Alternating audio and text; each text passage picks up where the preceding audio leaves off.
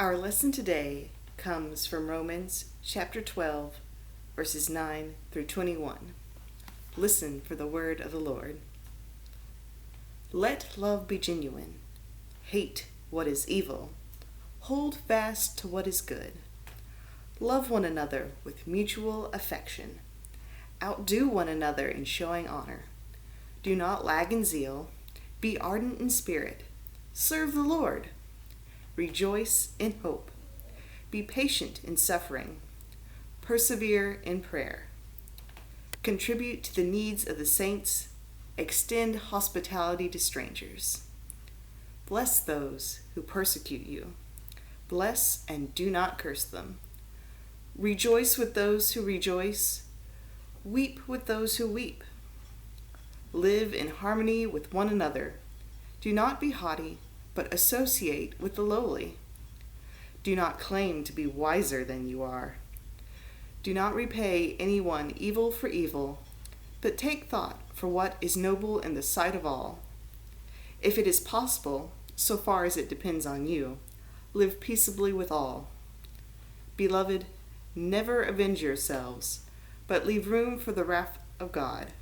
For it is written, "Vengeance is mine. I will repay," says the Lord. But if your enemies are hungry, feed them. If they are thirsty, give them something to drink. For by doing this, you will heap burning coals on their heads. Do not be overcome by evil, but overcome evil with good. The word of the Lord. Thanks be to God. In 2016, I was blessed with the opportunity to serve for a year as a young adult volunteer at the Brother David Darth Center in Chicago, Illinois. For those of you unfamiliar with the YAV program, it's an ecumenical, faith-based year of service for young people ages 19 to 30. You can tell it's an ecumenical program because even though it's organized by the Presbyterian Church USA, the building I lived in was owned by a Church of the Brethren congregation, and my job site was at a Catholic mission agency. I prepared to face a lot of challenges during my YAV year. Living with 5 other people from different backgrounds than my own, living on a small stipend supplemented by food stamps, living in a big city, in Chicago, which is infamous for its crime and community violence.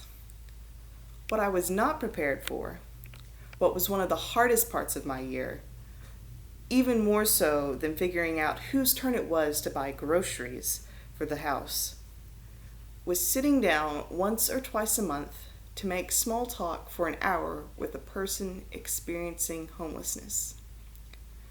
You see, the Darth Center, where I worked as a communications assistant and retreat facilitator, has a unique kind of mission.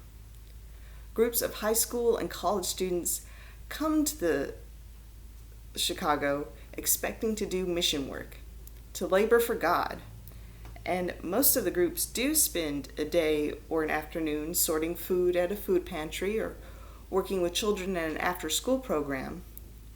But the goal of the Darth Center is education, and so my job was to lead urban immersion retreats to teach the young people who came, mostly middle to upper class white Catholic students, about root causes of social injustice. So, on their first night at the Darth Center, my fellow retreat facilitator and I would load the students into their vans or onto the train and travel to the north side of the city, where there is a large population of people experiencing homelessness and not enough shelters to meet the need. And together, we would visit a men's shelter, not to work or to provide, but to learn about the men living there by sitting with them and talking to them during their hour of free time after dinner and before lights out. Other weeks, we would go to a women's shelter and bring food the students had made, and, unlike other groups who provided meals, again, we would go out and sit with the women living there and sharing a meal with them. When I read Paul's exhortations to the Christians living in Rome, I cannot help but think of these experiences. Paul provides a lengthy explanation of what some biblical scholars call a Christian love ethic, or the means of doing God's work of salvation through Jesus Christ. Love, whether that be God's love for us, or our love for God, or for other humans, is not a passive background emotion. Paul does not describe the warm, fuzzy feeling of contentment that comes from holding an infant or playing with a puppy. But instead, Paul instructs the Roman Church to aspire to the wellspring of love that is Christ-like in strength. Christ-like love, God-like love, is an active, powerful love that works for the good of all humankind, despite any obstacles, challenges, or resistances that love faces. The thing about love, at least how Paul describes it in Romans, is that it sounds easy when laid out in black and white on a page, but practical application can be tricky. Paul says to hate what is evil, hold fast to what is good. So should we hold fast to the country that provides freedom from persecution of religion, or hate the country that separates children from parents seeking to enter it? In that situation, it is easy to rejoice with those parents who are reunited with their children, and to weep with those who continue to be kept apart. But we cannot forget, as we weep or as we rejoice, that those of us who are citizens of the heavenly kingdom and the earthly nation are represented by the government that causes pain.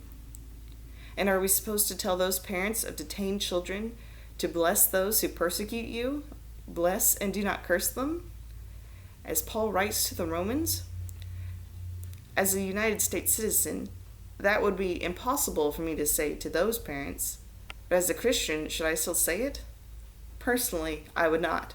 I don't think I could say such a thing. But I'm not sure Paul would agree with me when he has to mediate so many conflicts between Jewish and Gentile Christians. As difficult as managing to love on a national level with distant strangers in purely theoretical situation, how much more difficult is it to love on a personal level? As a young adult volunteer, I was full of zeal, ardent in spirit, and seeking to serve the Lord. And yet, I still balked at the idea of visiting homeless shelters simply to talk for an hour. It is easy to contribute to the needs of the saints with money or time, but extending hospitality to strangers or receiving hospitality from strangers, we were in their home after all, was so much harder. Those men and women had lived different lives than mine, with wildly different experiences. But when we sat down to talk, to not be haughty but associate with the lowly, I learned, as did the students with me, that the people experiencing homelessness might be low in circumstances, but they are not lowly. They are people who play card games and dispense wisdom and plan to write biblical commentaries on Genesis. We had different opinions on the applicability of the Big Bang Theory in God's creation, but the discussion was still interesting. And after having that experience and being in those circumstances, it became a little easier to imagine a world where we live in harmony with one another. And yet, those visits never got easier. Sometimes they even got harder, especially when we went to the women's shelter, which was usually later in the week, and I had already been peopled out by trying to contain, direct, and relate to 8 to 20 high school or college students. Sometimes I couldn't do what is noble in the sight of all, and sit with strangers, and stayed in the kitchen to clean up instead. Creating an emotional connection with anyone, with strangers and with friends alike, caring for people, and loving for people actively can be exhausting. But even though sometimes my love was not enough in that moment, I was able to go back again and try again and demonstrate and receive Christ's love again and again. Verse 12:21 was, "Do not be overcome by evil, but overcome evil with good. The word overcome can also be translated as conquer or win against. The struggle against evil places many obstacles on our path, from personal, individual weaknesses to seemingly insurmountable national and global issues. Sometimes we might face these problems and fail, but as long as we continue to try and follow Christ's path, we will ultimately win more than we will lose. God's love is inexhaustible, and God's goodness reigns supreme, now and forever. Amen and amen.